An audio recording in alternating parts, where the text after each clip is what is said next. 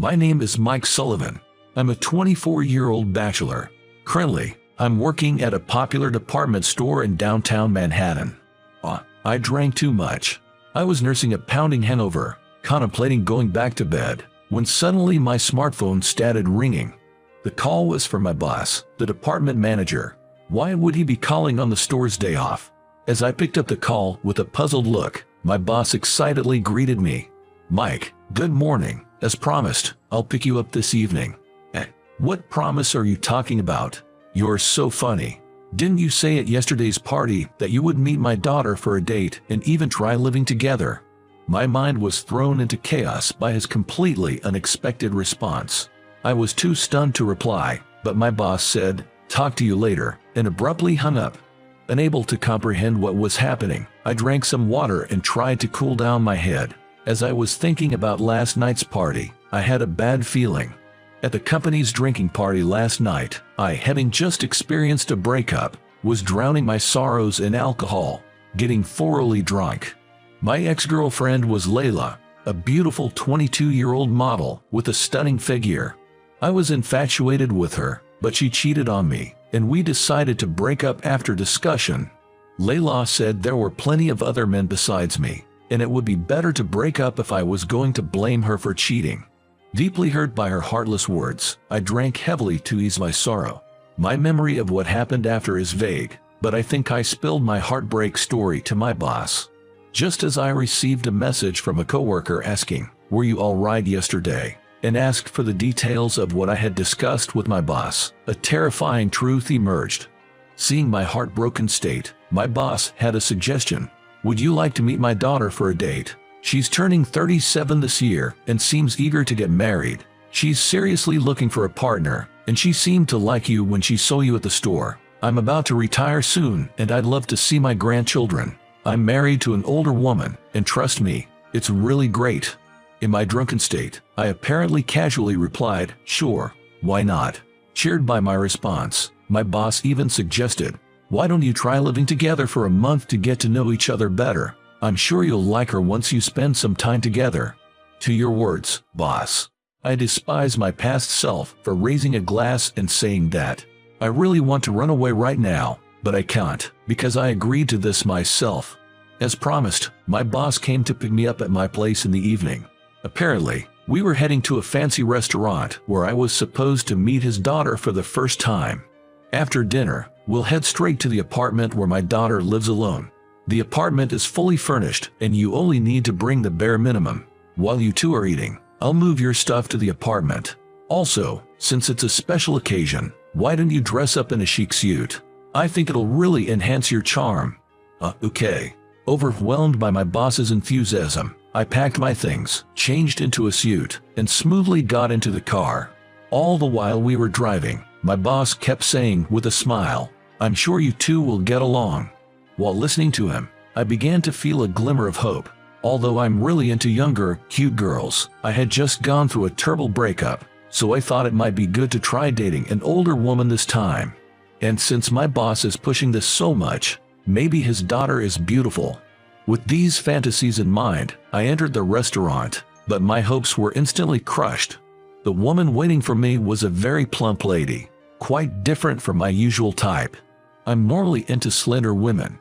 I'm slim myself, and both my mom and sister are as well, so this woman in front of me seemed so big. "Nice to meet you, I'm Grace," Grace said, bowing politely. She was wearing a frilly, floral print dress, which somehow looked mismatched. Maybe it's because her hair is pitch black compared to the light color of her dress. Her face was not beautiful, and she looked her age, so I was disappointed deep down. "Nice to meet you." After we exchanged greetings, my boss said, "Take your time," with a smile and left.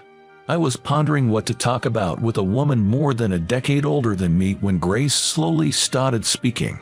"I'm sorry to involve you in this complicated situation, but don't worry, I understand my place too." I was taken aback by her unexpected words, and as I stood there wide-eyed, Grace turned a gentle smile in my direction. "My father is desperate to get me married off as soon as possible. But you see, with my looks and my social skills, I'm embarrassed to say, I have no experience in love. So I've actually given up on the idea of getting married myself.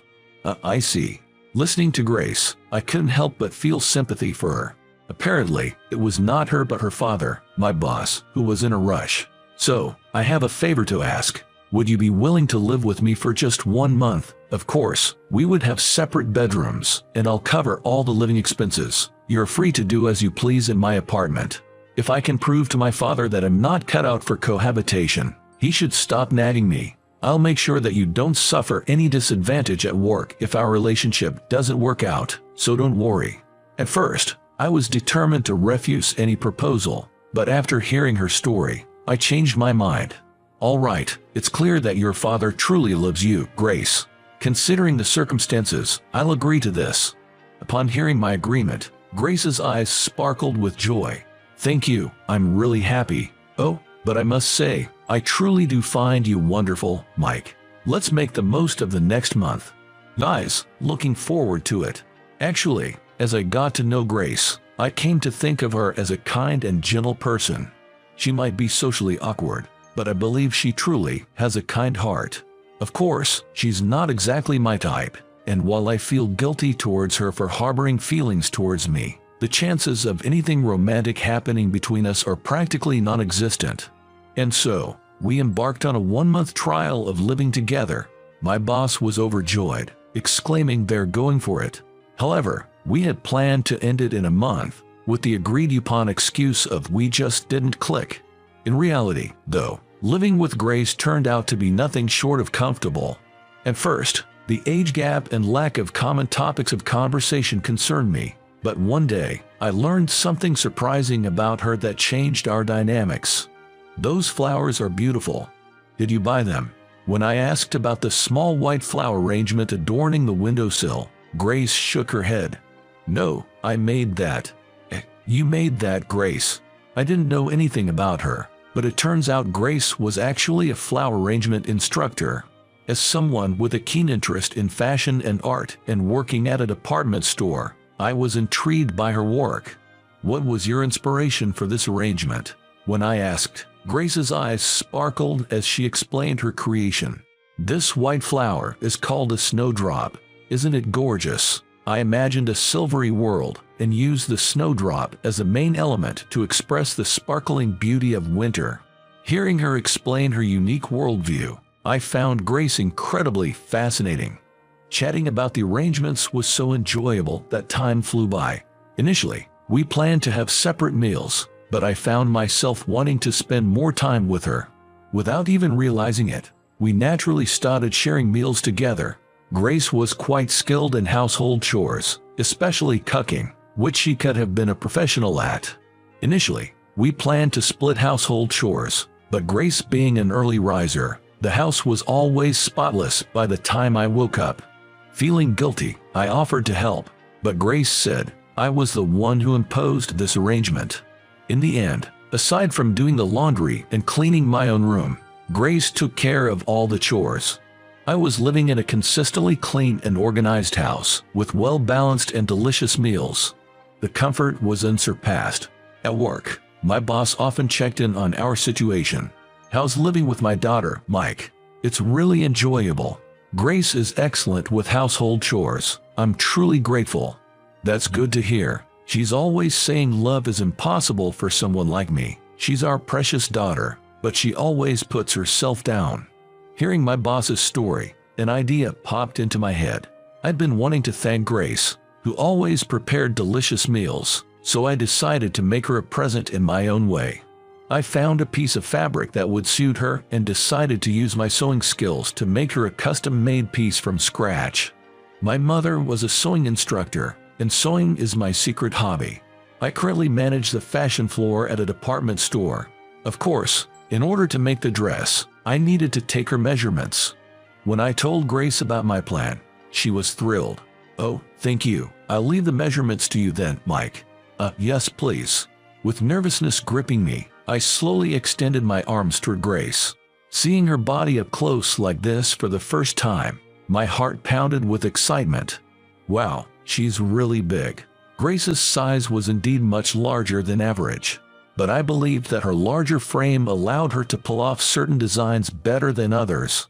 With that conviction, I gifted her a handmade dress. This is for me. The dress, a glossy black fabric adorned with large white rose patterns, suited Grace perfectly. Over time, I'd come to feel that she looked better in cool fashion rather than cute, frilly clothing. It seemed her larger frame was ideal for bold patterns and unique styles. "Grace, you look stunning. If you'd like, may I do your makeup as well?" I acquired some basic makeup skills while working at a department store, a job my sister, a hairstylist, had recommended. Following the guidance of a makeup book, I applied cosmetics to Grace's face. She typically favored natural makeup, but I chose to use a bright red lipstick and deep black eyeliner. As I had expected, the intense makeup complemented her raven black hair. No way, I don't even recognize myself. "Grace, you really pull off this unique style."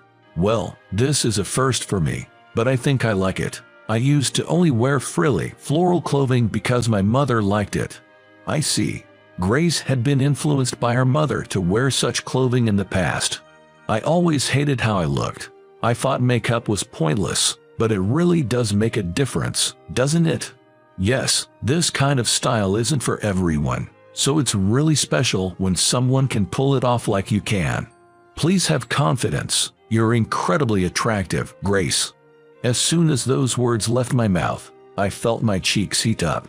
It wasn't flattery. I genuinely felt it. Grace, standing before me, was truly beautiful. I had never thought I would see her in this light. "Mike, thank you, I'm really happy." With those words, Grace gave me a sweet smile. Seeing her joy-filled face made my heart swell. Age didn't matter anymore. Only 3 weeks into living together, I came to genuinely like her. At first, I was put off by her larger size, but I grew accustomed to it, and above all, I was entirely smitten with her personality. Before the trial period was over, I needed to express my feelings. I resolved to take Grace shopping on my next day off.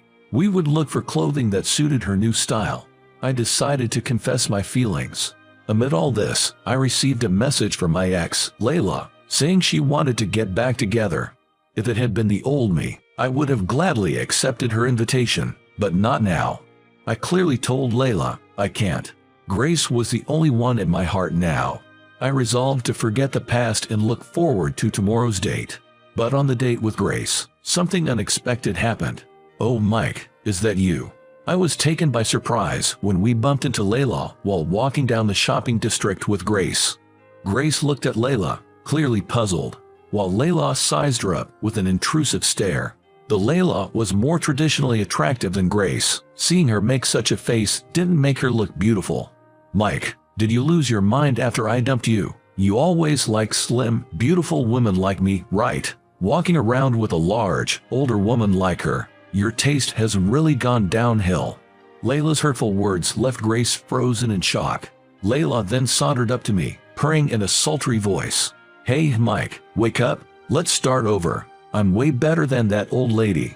I couldn't hold back any longer and interrupted Layla. "Don't disrespect the person I care about." I was surprised at the loudness of my voice, even more than I had expected. Layla and Grace, too, were taken aback by my sudden change in demeanor, eyes wide with surprise. "Grace is the most important person in the world to me. She is far more wonderful to me than someone who belittles others like you, Layla. That's how much I love her. Even if it's you, Layla, I won't let you hurt her anymore." Whatever, fine. That plain dull old lady suits you just fine." With that, Layla spat out her parting shot and ran off somewhere. Realizing that the people in the town were paying attention to us, I took Grace's hand and moved to a quiet park. Grace was shedding a waterfall of tears, possibly hurt by Layla's words. I had to take her to a quiet place to calm down.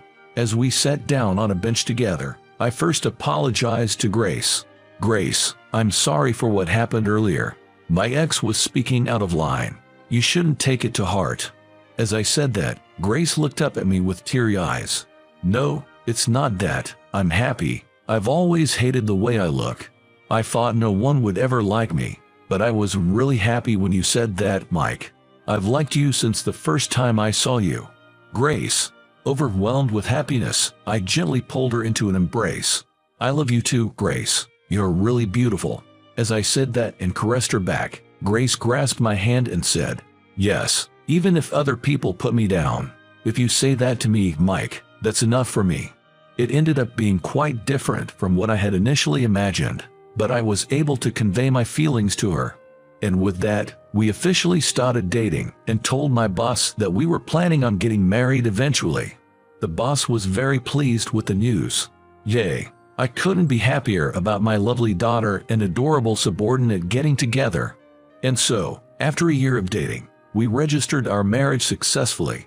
Currently, we are preparing for our wedding ceremony. Grace had lost a significant amount of weight since we met, so we had to make a new wedding dress for her. Grace really has become so beautiful since meeting Mike. As the boss said this, he sighed dreamily while looking at a flower arrangement magazine. And on the cover of that magazine was Grace herself.